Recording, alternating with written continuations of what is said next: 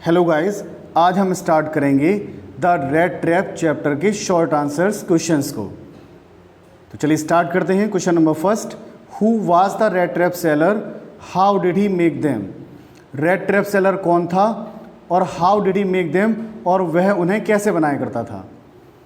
The rat trap seller sold the rat traps. Rat trap seller चूहेदानियों को बेचा करता था, which were made of wire, जो तार के द्वारा बनाई जाती थी। He made them himself in free time, जिसे वह अपने फ्री टाइम पर बनाया करता था। He got the materials of red traps, वह रेड ट्रैप्स के मटेरियल को पाता था बाय बैगिंग, किसी से मांगकर, इन द स्टोर्स यानी स्टोर्स में जाकर मांगकर, और एट द बिग फार्म्स या किसी बिग फार्म में जाकर मांगकर। His business was not profitable, उसका बिजनेस बहुत अधिक लाभदायक नहीं था। So he use to do petty thievery, इसलिए वह प्रायः छोटी मोटी चोरी किया करता था, टू लर्न हिज लाइवलीहुड, अपनी रोजी रोटी कमाने के लिए। Question number second, what idea the whole world did strike in his mind once. पूरी दुनिया के बारे में उसके दिमाग में क्या विचार आता था।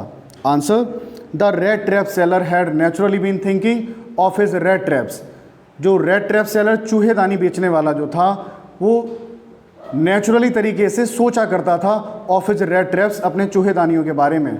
When suddenly he was struck by the idea, और अचानक से उसके दिमाग में विचार आया, that the whole world about him, उसके चारों ओर जो संसार है, the whole world with its land, whole world जो पूरी दुनिया में जो भूमि है, सीज सागर हैं, एंड सिटीज़ शहर हैं, एंड विलेजेस गांव हैं, वाज नथिंग वो कुछ नहीं है, but a big rat traps, बल्कि वो सिर्फ एक बड़ी सी चूहादानी है। Question number third, who gave him shelter for the night and by, को किसने उसे शरण दी उस रात में ठहरने के लिए, एंड वाई और क्यों। The owner of the cottage by the road side, जो सड़क के किनारे कुटिया का जो मालिक था उसने उसे शरण दी थी। Who was an old man, जो एक बूढ़ा व्यक्ति था। Give shelter to the rat trap seller, उसने शरण दी थी उस रेड ट्रैप सेलर को, बिकॉज क्योंकि old man had not wife, उस बूढ़े व्यक्ति की कोई पत्नी नहीं थी, और चिल्ड्रन ना ही उसके बच्चे थे। He was happy to get someone talk in to his loneliness, वह बहुत ही खुश हुआ था किसी ऐसे को पाकर जिससे वो अकेलेपन में उससे बातें कर सके। Question number four, why did the rat trap seller return to crofter's cottage. Rat trap seller क्यों वापस हो गया था क्रॉफ्टर की कॉटेज से।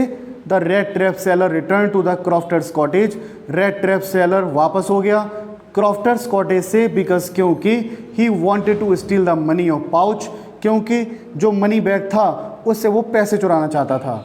By smashing of window pan, जो खिड़की का कांच होता है उसको तोड़कर। ही डिड इट, उसने ऐसा किया, and got 30 kronor from that pouch, और उसने उस पाउच से 30 क्रोनोर प्राप्त किए। Question number 5, what happened with the rat trap seller into the woods. रेड ट्रैप सेलर के साथ जंगल में क्या हुआ। Answer, it was late in December, ये लेट दिसंबर की बात है। Darkness was already descending over the forest, अंधेरा पहले से ही जंगल में हो रहा था। दिस इंक्रीज द डेंजर, और इस चीज़ ने खतरे को और अधिक बढ़ा दिया था। And increased his gloom and despair, और उसने उसकी उदासी को और निराशा को और अधिक बढ़ा दिया था। यानी जो अंधेरा था उसने खतरा बढ़ा दिया, ठीक है, और उदासी और निराशा और भी अधिक बढ़ गई। He was not caught in to the words rat trap, he was caught by mistake, यहाँ पर डबल वाज हो गया है, सिंगल वाज है। ही वॉज कॉट, वह पकड़ा गया था, in the words rat trap, एक चूहेदानी में फंस गया था। उसे ऐसा लग रहा था कि दुनिया एक चूहेदानी है और उसमें वो क्या हो गया, फंस गया है। फाइनली ही सा नो वे आउट, और अंततः उसने देखा इससे बाहर निकलने का कोई रास्ता नहीं है।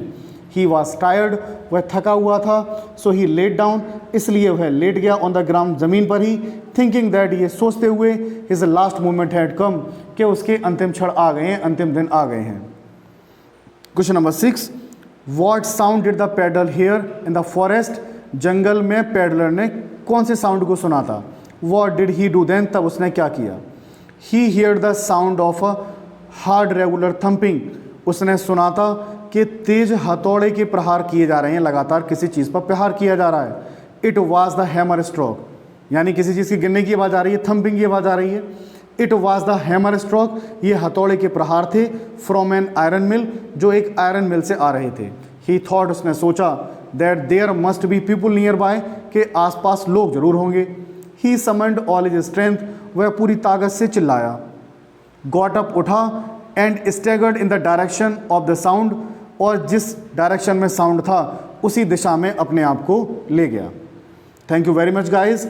इसी तरीके से आगे के क्वेश्चंस भी हम नेक्स्ट पार्ट में लेते चलेंगे। Thank you very much guys.